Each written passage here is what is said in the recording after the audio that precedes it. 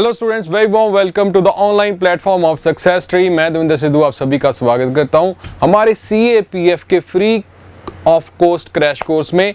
आज हमारी third class है ज्योग्राफी की।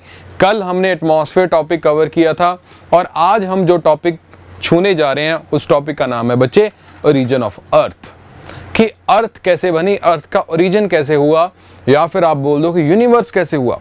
जैसे पुराने साइंटिस्ट थे जो मिडिवल हिस्ट्री में, तो वो जो थे उनका जो ध्यान था हमेशा रहता था कि अर्थ का ओरिजिन कैसे हुआ। उनको ऐसा लगता था कि earth is the centre of the universe. तो इसी वजह से उनका जो हमेशा फोकस रहता था कि भाई अर्थ कैसे बनी।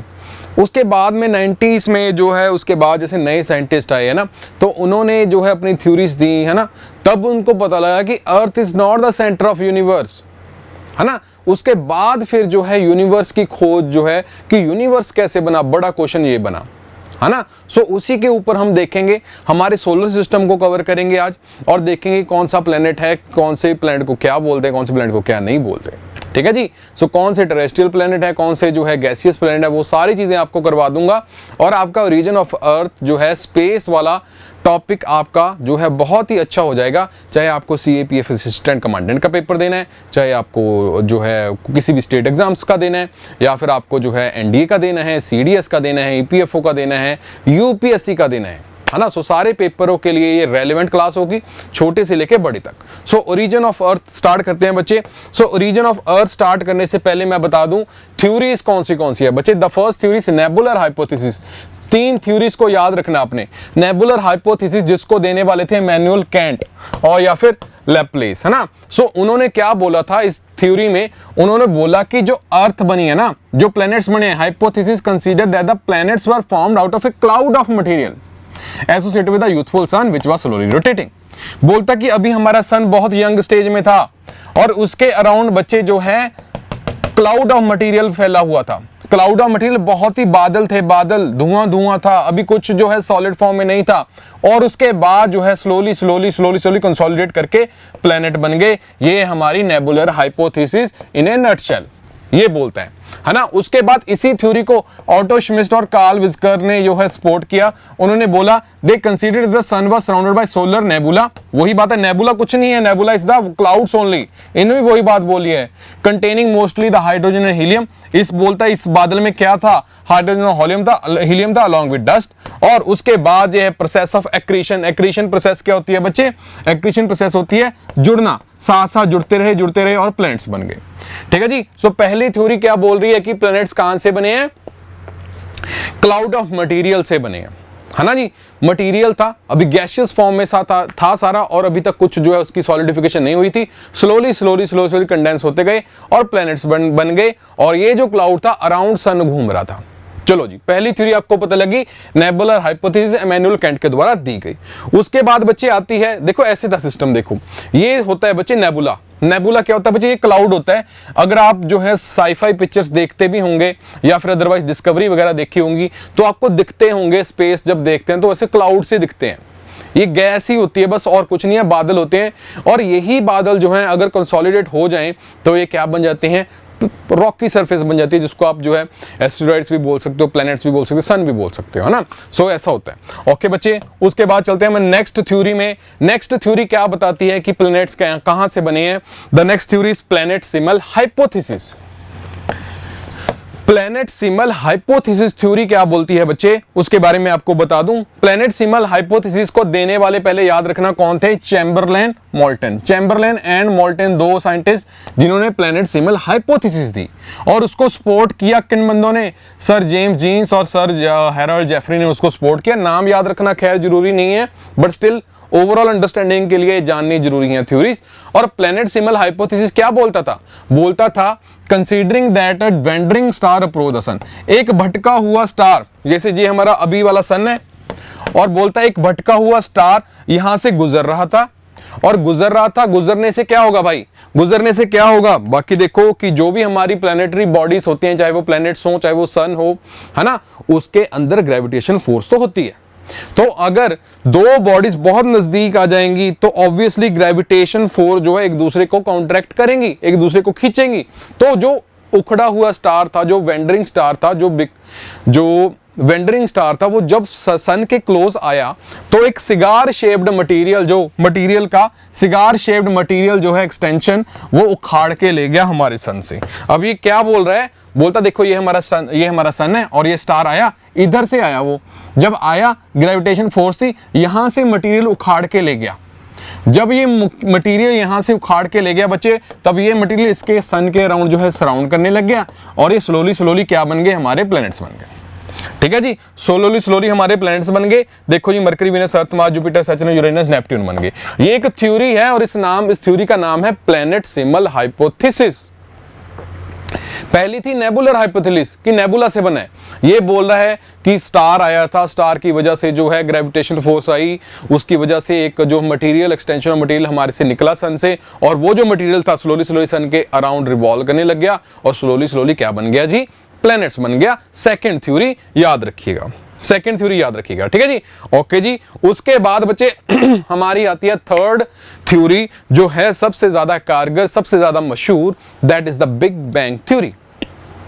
बिग बैंग थ्योरी, और इस बिग बैंग थ्योरी को एक अदर नाम भी एक्सपेंडिंग यूनिवर्स हाइपोथेसिस, कि यूनिवर्स जो है एक्सपेंड कर रहा है और दूर हो रही हैं चीजें हमसे, और गैलेक्सीज दूर जा रही हैं, एक्सपेंड कर रहा है यूनिवर्स, है ना। ये हमारी third theory, expanding universe theory, also known as big bang theory.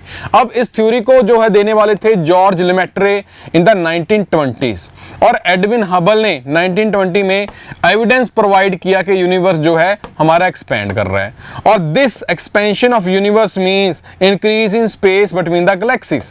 Galaxies के बीच में स्पेस बढ़ रही है, इसका मतलब ये हुआ as time passes galaxies move further and further apart, है ना। ये बिग बैंग बोल रहे हैं। अब बिग बैंग थ्योरी का क्या थ्योरी है, बेसिकली वो बोलता है कि एक बहुत ही छोटा सा पॉइंट था, उसमें अनइमेजिनेबल प्रेशर था, अनइमेजिनेबल टेम्परेचर था, अनइमेजिनेबल जो है उसमें प्रेशर, वॉल्यूम और डेंसिटी थी, और क्या हुआ, एकदम से वो फटा, एकदम से वो फटा, और लाखों करोड़ों जो है प्रकाश की दूरी तक और स्पीड से जो है मटेरियल जो है फैल गया, दुनिया में पसार हो गया, है ना जी। सो ये बोलता है बिग बैंग थ्योरी, ये बोलती है कि एकदम से एक बहुत छोटा सा मटेरियल था, उसमें अनइमेजिनेबल प्रेशर था, और जो है प्रेशर, डेंसिटी, टेम्परेचर बहुत ज्यादा था, और एकदम से फटा और यूनिवर्स एक्सपेंड हो गया।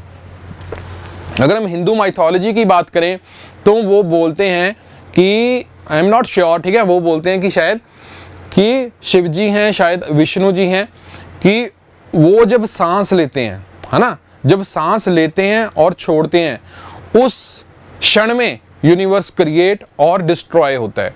आई डोंट नो कि विष्णु जी ने के बारे में बोला गया था या फिर ये शिव जी के बारे में बोला गया था कि सांस ली, यूनिवर्स बन गया, सांस खत्म हुई और ये जो है यूनिवर्स डिस्ट्रॉय हो गया, कि ये वो इवेंट है, हिंदू माइथोलॉजी बोलती है ना। सो याद रखिएगा इस बात को। लो जी, उसके बाद बच्चे बात आती है, मैं आपको वैसे समझाता हूं, पहले लेमैन में आपको समझ आ जाएगी भाई। तीन लेवल में बात करेंगे, प्लैनेट, उसके बाद हम करेंगे जी सन, और यू कैन से स्टार, ठीक है जी, स्टार, और फिर आती है बात गैलेक्सी। ऑलराइट, सो इन तीन लेवल्स पे बात करनी है हमने।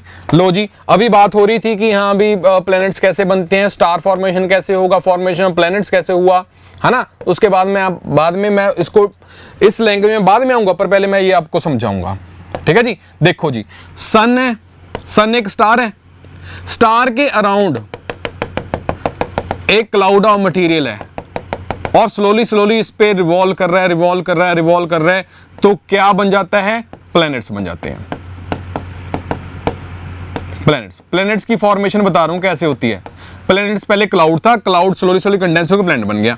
अब ये सन जो है, ये भी किसी की तरफ, ये भी जो है स्टार जो है, ये भी किसी के अराउंड घूम रहा है, ये किसी के जो है रिवॉल्व कर रहा है किसी के अराउंड, तो वो क्या होता है बच्चे, जो जा तो वो ब्लैक होल होगा, ब्लैक होल, है ना, ब्लैक होल ही है वैसे, ब्लैक होल के अराउंड सन जो कर रहा है। तो सन भी जो है पहले क्या था, सन भी क्या था, पहले एक क्लाउड ऑफ मटेरियल ही था, वो भी स्लोली कंडेंस होकर क्या बन रहा है, सन बन रहा है, स्टार बन रहा है ना।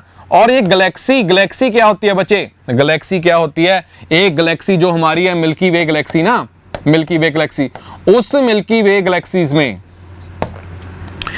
करोड़ लगा लो, इनफाइनाइट नंबर ऑफ स्टार्स हैं, इनफाइनाइट नंबर ऑफ स्टार्स हैं, जिसमें इनफाइनाइट नंबर ऑफ प्लैनेट्स भी हैं। हमारी अकेली मिल्की वे गैलेक्सी में ही इनफाइनाइट नंबर ऑफ स्टार्स हैं, लाखों करोड़ों की गिनती में स्टार्स हैं, और सन उनमें से सिर्फ एक स्टार है। हमारा जो सन है ना, वो उन लाखों करोड़ों स्टार में से जो है एक स्टार है हमारी ओनली मिल्की वे गैलेक्सी में, और उसके अराउंड घूमते हैं प्लैनेट्स, और ऐसे प्लैनेट्स पता नहीं उससे भी लाखों करोड़ों बार है, और उसमें से हमारा एक अर्थ है जिसमें हम जिंदगी पाते हैं। और ऐसे और भी हमारी मिल्की वे में गैलेक्सी में बहुत सारे ऐसे प्लैनेटरी सिस्टम होंगे जहां पे जिंदगी होगी, इसमें कोई दो राय नहीं है। हिंदू माइथोलॉजी भी इस चीज को बोलती है। ठीक है जी, चलो जी, याद रखना इस बात को। और number of stars, number of lakh of stars को अगर इकट्ठे करें तो मिल्की वे गैलेक्सी बनती है पूरी। अब मिल्की वे गैलेक्सी एक गैलेक्सी है, और ऐसी गैलेक्सीज पता नहीं कितनी हजारों करोड़ों ही हैं यूनिवर्स में, और हम यहां पे बोलते हैं कि हमारा वर्चस्व बहुत बड़ा है। भाई तुम तुच्छ लोग हो, हम तुच्छ लोग हैं, हमारा कोई वजूद नहीं है। तो याद रखना इस बात को। अब बुकिश लैंग्वेज में चलते हैं, क्या बोलते हैं स्टार फॉर्मेशन। स्टार कैसे बना? Distribution of matter and energy was not even in the early universe. Early universe में मैटर और एनर्जी जो है डिस्ट्रीब्यूशन उसकी इवन नहीं थी। These initial density difference in gravitational forces cause the matter to get drawn together. ठीक है जी, उसके वजह से क्या हुआ, मटेरियल इकट्ठा होने लगा, और ये जो बना बेस बना for the development of galaxies. और गैलेक्सीज में होते हैं भाई लार्ज नंबर ऑफ स्टार्स, और galaxy stars to form by accumulation of hydrogen gas in the form of very large cloud nebula. ठीक है जी, नेबुला कुछ नहीं होता, बस वही है, क्लाउड ही होता है ना। तो गैलेक्सीज के अराउंड भाई घूमते घूमते चीजें सन बन गई, फिर सन के अराउंड घूमती घूमते जो क्लाउड्स थे, नेबुला थे, वो प्लैनेट्स बन गए। बस यही बात बोलता है ये। ठीक है जी, सो यही बात बोलता है, फॉर्मेशन ऑफ प्लैनेट्स भी वही बात है। ऑलराइट, वही बात है। उसके बाद बच्चे हम आगे बढ़ते हैं, हम अपने सोलर सिस्टम की बात करते हैं कि हमारा सोलर सिस्टम क्या करता है। हमारा सोलर सिस्टम क्या है? हमारे सोलर सिस्टम में बच्चे एक है हमारा सन, जो कि हमारा पेरेंट स्टार है। पेरेंट स्टार है हमारा, जिसकी दी हुई रोशनी, जिसकी दी हुई एनर्जी को यूज करके हम जीवित रह रहे हैं। अगर सन ना हो, सन हमारा बाप है, अगर सन ना हो तो हम भी नहीं। एस्ट्रोलॉजी के हिसाब से जो है सन को बाप का दर्जा दिया गया है, और जो मून है उसको दिया गया है माँ का दर्जा। उसको दिया बच्चे माँ का दर्जा। ठीक है जी, चलो जी, लेट्स सी। एस्ट्रोलॉजी ये सारे ग्रहों पे ही है, ग्रहों के ये ग्रह की ग्रह चाल आप देखते होंगे, आप पंडितों के पास जाते होंगे, वो आपकी जो है नक्षत्र देख के पढ़ता होगा क्या है क्या नहीं। So sun is the parent star. उसके बाद आता है बच्चे Mercury, Venus, Earth, Mars, Jupiter, Saturn, Uranus and Neptune. Alright, my very eager mother just serve me nuts. अच्छा, इसका एक निमोनिक है, याद करना, my very eager mother just served me nuts. यानी कि एम से मरकरी, वेरी वीनस, ई से अर्थ, एम से मार्स, जे से जुपिटर, एस से सैटर्न, सर्व्ड मी नट्स। अच्छा, यूरेनस कहां से गया फिर? Just serve me nuts. अच्छा, एन से आ गया नेपट्यून, यूरेनस ऐसे याद कर लेना, might be just served you है यहां पे फिर, हाँ might be just served you nuts, वो भी शॉर्ट फॉर्म में, जस्ट सर्व्ड यू नट्स, है ना। सो याद रखिएगा, यू से यूरेनस और एन से नेपट्यून। सो अगर ये बच्चों उनके लिए है जिनको ये याद रखने में दिक्कत आती है, पर इसमें याद रखने के वाला कुछ है नहीं है। एक दो बार करोगे, इसको अंदर बसा लो, अपने आप याद हो जाता है। बट स्टिल फिर भी अगर किसी को चाहिए निमोनिक यूज कर लेना। ऑलराइट जी, सो ये हैं हमारे 8 प्लेनेट। पहले जुपिटर को भी प्लेनेट का दर्जा दिया गया था, बट उसके बाद उसको जो है हमने प्लेनेट के दर्जे से हटा दिया है। ठीक है जी, क्योंकि वो उसका जो है प्लेनेटरी सिस्टम जो है, उसका जो रेवोल्यूशन है हमारे चेंज हो चुका है, सूरज के अराउंड नहीं है अब। ठीक है जी, अब वो जो है वेंडरिंग सा प्लेनेट है, उसको अलग काट दिया गया हमें प्लेनेट से।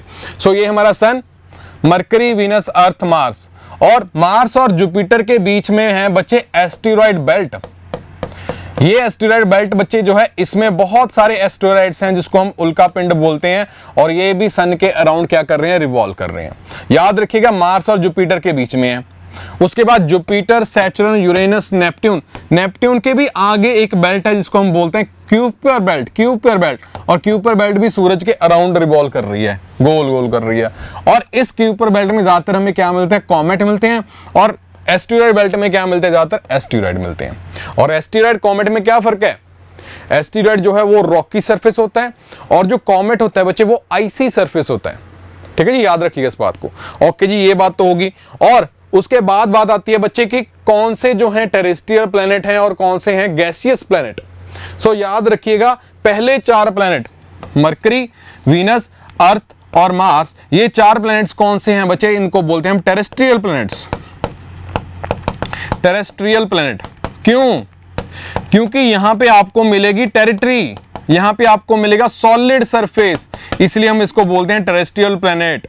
और उसके बाद आगे वाले 4 प्लेनेट है उसको क्या बोलते हैं हम, जुपिटर, सैटर्न, यूरेनस, नेपच्यून, इसको हम बोलते हैं बच्चे गैसियस प्लेनेट, गैसियस प्लेनेट। और यहां पे आपको ज्यादातर जो है जगह तो कम मिलेगी पर जो गैस मिलेगी ज्यादा, जुपिटर, सैटर्न, यूरेनस, नेपच्यून में गैसियस प्लेनेट बोलते हैं इसको, गैस की जो है वॉल्यूम यहां पे बहुत ज्यादा मिलेगी। ओके, इसीलिए इसको बोलते हैं गैसियस प्लेनेट, और जुपिटर लाइक प्लेनेट भी बोल देते हैं इसको। लॉक की ये बात होगी।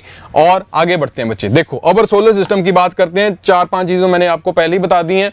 सोलर सिस्टम में सन है हमारा, और हैं 8 प्लेनेट, कौन से हैं वो आपने देख लिया। और प्लेनेट्स के आगे सैटेलाइट, जैसे कि हमारे अर्थ का सैटेलाइट कौन सा है, मून, वैसे ही नंबर ऑफ सैटेलाइट्स हैं अलग अलग प्लैनेट्स के। ठीक है जी, ओके जी। मिलियंस ऑफ स्मॉलर बॉडीज भी हैं साथ में सोलर सिस्टम में, like asteroids and comets, and large quantity, huge quantity of dust grains and gases. Alright जी, ये भी हो गया। और सन जो है हमारा सेंट्रल स्टार है सोलर सिस्टम का, और 8 प्लैनेट्स उसका नाम लिख रखा है। और मरकरी प्लैनेट जो है हमारा स्मॉलेस्ट प्लैनेट है, और नियरेस्ट प्लैनेट है किसका, सन से। सन से सबसे नजदीक वाला प्लैनेट की बात करें तो कौन होगा, वो होगा हमारा सन। ठीक है जी। So sun is the Mercury is the nearest planet to the sun, याद रखिएगा। और मरकरी जो हमारा स्मॉलेस्ट प्लैनेट है, ये जो सारी बातें ना आपके स्टेटमेंट वाइज अगर क्वेश्चन में बहुत ज्यादा हेल्प करेंगी आपकी। ठीक है जी, स्मॉलेस्ट है और नियरेस्ट है। उसके बाद आती है बात वीनस की। वीनस प्लैनेट की अगर बात करें, वीनस प्लैनेट की बात करें तो उसके बारे में 2-4 बातें जो हैं बहुत ही सिग्निफिकेंस रखती हैं, वो याद रखना। वीनस जो है ब्राइटेस्ट प्लैनेट है, यानी कि सबसे चमकदार प्लैनेट कौन सा है, वीनस है। उसके बाद सबसे हॉटेस्ट है, यानी कि सबसे गर्म कौन सा है, मरकरी, सॉरी मरकरी नहीं है, वीनस है। अब मरकरी जो है वो ज्यादा नजदीक है सूरज के, बट स्टिल वो सबसे हॉटेस्ट नहीं है। सबसे हॉटेस्ट कौन है, वीनस है, उसका कारण भी बताऊंगा। उसके बाद 4 चीजें बोलते हैं ना, वीनस को बच्चे मॉर्निंग स्टार भी बोलते हैं और इवनिंग स्टार भी बोलते हैं। धरती से सबसे पहले दिखने वाला प्लेनेट कौन सा होता है बच्चे, हमारा वीनस, इसीलिए बोलते हैं मॉर्निंग स्टार। और सबसे लेट तक दिखने वाला इवनिंग स्टार बोलते हैं, क्योंकि सबसे लेट तक भी वीनस दिखता है। और इसको वीनस को बच्चे अर्थ का ट्विन भी बोला जाता है। सारे पॉइंट्स बहुत ही ज्यादा कीमती हैं। अर्थ को जो है, अर्थ का वीनस को ट्विन भी बोला जाता है, याद रखिएगा, क्योंकि इसका जो साइज है ऑलमोस्ट सेम है, ऑलमोस्ट सेम है अर्थ से। सो इसलिए इसको बोला जाता है, क्योंकि इसकी साइज और shape are very much similar to that of Earth. और इसको हॉटेस्ट क्यों कहते हैं, because it is probably the hottest planet. क्यों, बिकॉज इसके एटमॉस्फेयर में, एटमॉस्फेयर का कल हमने टॉपिक किया था ना, हमने लेयर्स पढ़ी थी जिसमें बहुत सारी गैसेस हैं, और वीनस के एटमॉस्फेयर में 90 to 95% कार्बन डाइऑक्साइड है। हमने इंडिया बोल दिया, हमने धरती का भी देखा था 20% है ना, तो उसके नहीं 0.02% है, तो बट वीनस के वहां पे है 90 to 95%। और कार्बन डाइऑक्साइड की मैंने आपको बात बताई थी कि carbon dioxide the biggest green house gas. तो ये ग्रीन हाउस इफेक्ट की वजह से बच्चे जो है, क्योंकि यहां पे कार्बन डाइऑक्साइड बहुत ही ज्यादा मात्रा में, इसलिए सबसे ज्यादा हॉटेस्ट है। और उसके क्लाउड जो हैं बच्चे सल्फ्यूरिक एसिड के बने हुए हैं वीनस के। ठीक है जी। सो याद रखिएगा, ब्राइटेस्ट हॉटेस्ट मॉर्निंग और इवनिंग स्टार किसको बोलते हैं, वीनस को। अब यूरेनस और नेपच्यून को क्या बोलते हैं बच्चे, ट्विन प्लैनेट्स। यूरेनस और नेपच्यून को क्या बोलते हैं बच्चे, हम ट्विन प्लैनेट, यूरेनस और नेपच्यून। जैसे अर्थ और वीनस को बोलते हैं ट्विन, और यूरेनस और नेपच्यून को भी हम क्या बोलते हैं, ट्विन प्लैनेट, याद रखिएगा। ऑलराइट जी। उसके बाद बच्चे देखो जुपिटर जो है हमारा लार्जेस्ट प्लैनेट है, इसमें कोई शक नहीं है, और उसके एटमॉस्फेयर में मिलता है हाइड्रोजन, हीलियम, मीथेन, अमोनिया, और जुपिटर को also known as lord of heaven and the bright wandering star. उसके साइज को देखते हुए जुपिटर का साइज बहुत ही ज्यादा बड़ा है, इसलिए उसको ब्राइट वेंडरिंग स्टार भी बोलते हैं, स्टार का दर्जा भी दे देते हैं उसको, और उसको बोलते हैं हम लॉर्ड ऑफ हेवन। ठीक है जी, स्वर्ग का जो है लॉर्ड किसको बोलते हैं, जुपिटर को। और ये याद रखना, ये पॉइंट बहुत ही ज्यादा कीमती है बच्चे। The tilt of rotational axis of Venus and Uranus, the tilt of rotational axis of Venus and Uranus is so great that these planets actually rotate in a direction that is opposite to the other planets, that is east to west. अब इस बात को समझते हैं, Venus और Uranus, Venus और Uranus, ये दो प्लैनेट्स बच्चे इतने ज्यादा टिल्टेड हैं, इसकी वजह से इसकी जो रोटेशन है that is from east to west, जो कि डिफरेंट है बाकी 6 प्लैनेट से जो रोटेट कर रहे हैं वेस्ट टू ईस्ट, इंक्लूडिंग अर्थ। अच्छा, अर्थ की अगर बात करें, अर्थ कौन सी डायरेक्शन से रोटेट करता है, तो याद रखना west to east along with other 5 planets, but 2 ऐसे प्लैनेट जो कि ईस्ट टू वेस्ट रोटेट कर रहे हैं, rotation is this. So 2 planet जो करते हैं रोटेट ईस्ट टू वेस्ट, वो कौन से हैं, वीनस एंड यूरेनस। वीयू से याद किया वो मैंने, तो वीयू से, ठीक है जी, वीनस एंड यूरेनस, ठीक है जी, जो कि ऑपोजिट करते हैं रोटेट। ऑलराइट, और प्लूटो को हम क्या बोलते हैं, ड्वार्फ प्लैनेट, बहुत छोटू है, उसको ड्वार्फ प्लैनेट बोल दिया, और उसको जो है हमने हमारे प्लैनेट वाली कैटेगरी से बाहर निकाल दिया है 2008 से।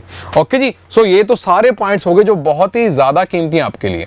और उसके बाद बच्चे आती है कुछ फटाफट वन लाइनर्स, जैसे मार्स को हम क्या बोलते हैं, रेड प्लैनेट। क्यों रेड प्लैनेट उसको हम इसलिए बोलते हैं क्योंकि बच्चे वहां पे मिलता है बहुत ही ज्यादा मात्रा में आयरन ऑक्साइड, उसकी सॉइल में मिलता है आयरन ऑक्साइड, इसलिए हम उसको बोलते हैं रेड प्लैनेट। ठीक है जी, और अगर आपकी बॉडी में भी, खून में भी आयरन की ज्यादा जो है मात्रा होती है, तो आपकी जो है स्किन जो है वो रेड दिखती है ना, तो आयरन इस ज्यादातर उसको एसोसिएट किया जाता है रेड कलर के साथ। और अगर हम सॉइल्स ऑफ इंडिया में भी देखेंगे, रेड सॉइल हमने करनी है, उसमें भी जो है हमें आयरन ऑक्साइड की मात्रा ज्यादा मिलती है, और मार्स में आयरन ऑक्साइड बहुत ज्यादा, इसलिए उसको हम रेड प्लैनेट बोलते हैं। Let's move to other.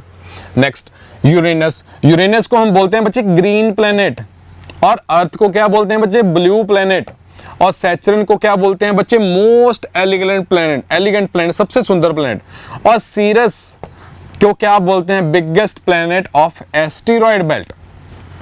अगर ये लाइव होता सेशन तो मैं आपसे पूछता, अभी पीछे आपको दिखाया था एस्टेरॉयड बेल्ट कौन से 2 प्लैनेट्स के बीच में है, Mars and Jupiter. Mars and Jupiter के बीच में है हमारी एस्टेरॉयड बेल्ट। ओके जी, तो एस्टेरॉयड बेल्ट का सबसे बड़ा प्लैनेट क्या, किसको बोलते हैं हम, सीरस को। वैसे वो प्लैनेट है नहीं है, वैसे तो वो उल्का पिंड ही है, पर उसका साइज इतना बड़ा है तो उसको हम जो है प्लैनेट बोल देते हैं। ओके जी, अब बच्चे 2 आगे यहाँ पे एमसीक्यूज, इसको आप करिएगा solve. What is the hottest planet of our solar system. और कई बच्चे बोलेंगे सर मरकरी है, मरकरी नहीं है मेरे भाई, कौन सा है, वीनस है, क्योंकि यहाँ पे 90 to 95% क्या मिलता है, कार्बन डाइऑक्साइड। उसकी वजह से ग्रीन हाउस इफेक्ट होता है यहाँ पे बहुत ही नेक्स्ट लेवल, और यहाँ के क्लाउड जो हैं सल्फ्यूरिक एसिड के बने हुए हैं, इसकी वजह सबसे हॉटेस्ट कौन सा होता है, वीनस होता है। आगे आ जाओ, which planet is made up of thick white and yellow cloud of sulphuric acid, ये तो पता ही लग गया, पीछे बना दिया वीनस। ठीक है जी, सारे पॉइंट्स कीमती। आ गया जी, और which of these planets is also known as gas giant.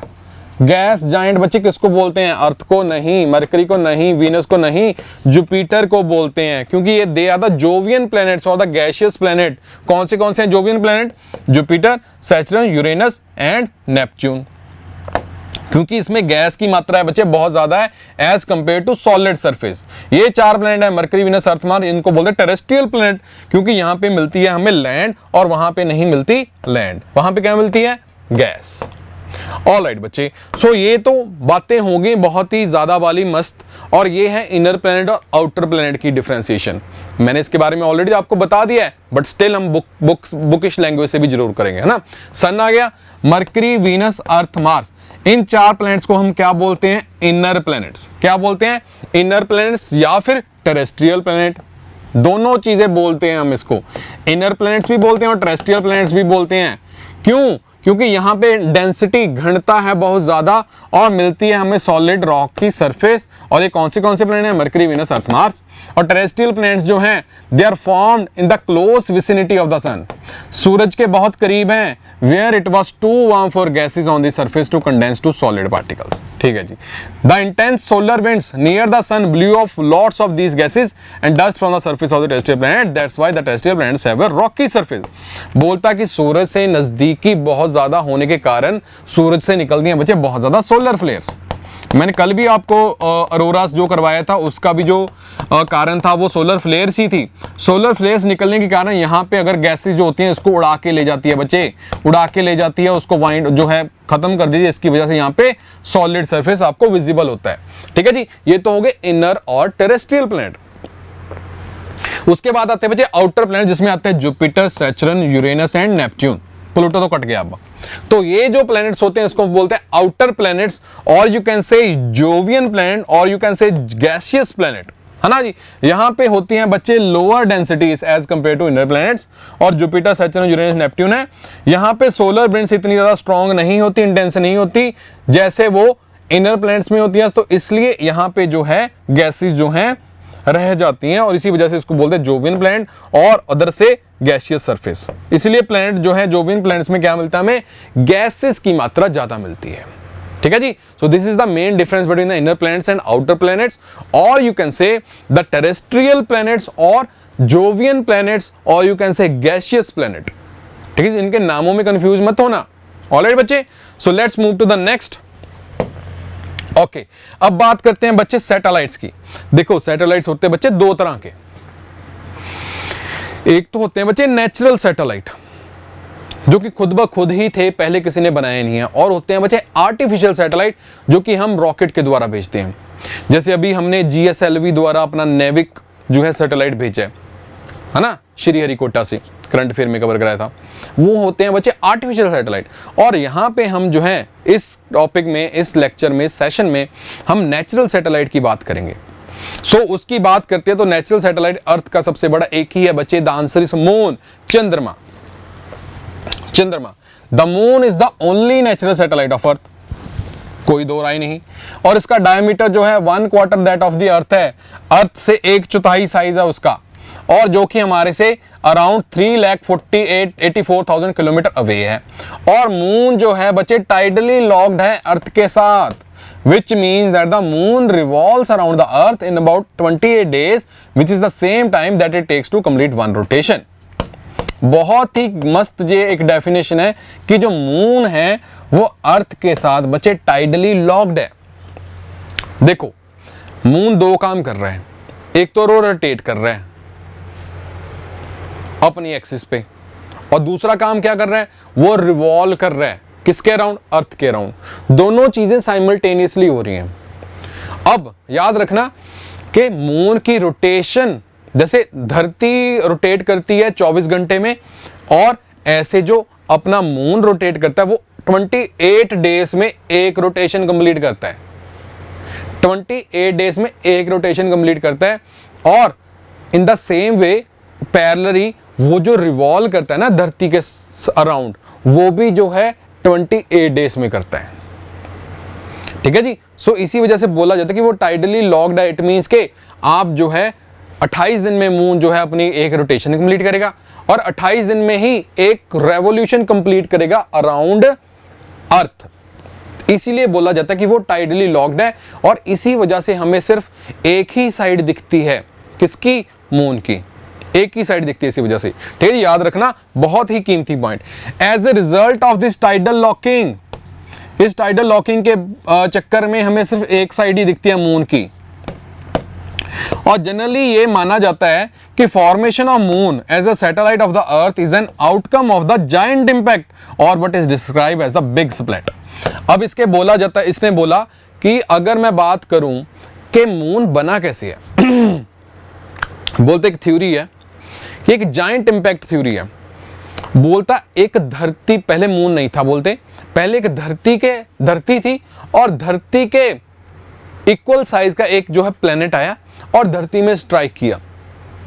धरती में स्ट्राइक करने की वजह से बहुत सारा जो है मटेरियल हवा में चला गया, स्पेस में चला गया और slowly due to the gravitation force of the earth धरती के अराउंड जो है घूमने लग गया। स्लोली कंडेंस होके क्या बन गया, मून बन गया। ये इसको बोलते हैं बच्चे हम ग्रेट जायंट इंपैक्ट, है ना, बिग स्प्लैट भी बोलते हैं इसको, जायंट इंपैक्ट भी बोलते हैं। और ये भी बोला जाता है कि जहां से मटेरियल निकला था ना, धरती से जो मटेरियल निकला था, इतना बड़ा इंपैक्ट था, और वो मटेरियल जो खड्डा था वो आज क्या बन चुका है बच्चे, पैसिफिक ओशन, महासागर बन चुका है। वो बहुत बड़ा डिप्रेशन बन गया था ना, तो आज यहां पे पैसिफिक ओशन है ना जहां, तो बोला जाता है कि वो जो है जायंट इंपैक्ट का ही रिजल्ट है, पैसिफिक ओशन। अब ये थ्योरी है, पता नहीं है किसी को, ठीक है जी, थ्योरी है ओनली। ऑलराइट, सो वे वही बोल रहे हैं, वही चीज बोल रहा है जो मैंने आपको समझा दी है, ठीक है जी। कैसे बना मून, और मून जो है टाइडली लॉक्ड है, 3,84,000 किलोमीटर अवे है और is the only natural satellite of the अर्थ, ठीक है जी। अब ये देखो बच्चे, जैसे मैंने आप कल को बताया था आपको कि सूरज की सोलर रेडिएशन जो होती हैं वो सबसे ज्यादा कब रिसीव होती हैं, जब धरती सूरज के अराउंड रिवॉल्व करती है। सबसे ज्यादा कब मिलती है, जब वो होती है बच्चे पेरिहिलियन पोजीशन में, सबसे नजदीक होती है, दैट इज 3 जनवरी। और वो सबसे कम कब सोलर रेडिएशन रिसीव करेगी, 4 जनवरी को, और जब होती है वो एपिहिलियन पोजीशन में, सबसे दूर, पेरिहिलियन, एपिहिलियन। और उसी हिसाब से हम करते हैं धरती के अराउंड घूमने वाली मून की पोजीशन को, जिसको हम बोलते हैं पेरिजी एंड एपोजी। अब जैसे धरती घूमती है सूरज के अराउंड, वो एलिप्टिकल ऑर्बिट में घूमती है, ऐसे ही मून घूमता है एलिप्टिकल ऑर्बिट में। और घूमते घूमते जब हो जाता है बच्चे सबसे नजदीक, इस पोजीशन को बोलते हैं पेरिजी। और घूमते घूमते जब हो जाता है सबसे दूर, इस पोजीशन को बोलते हैं एपोजी, ठीक है जी।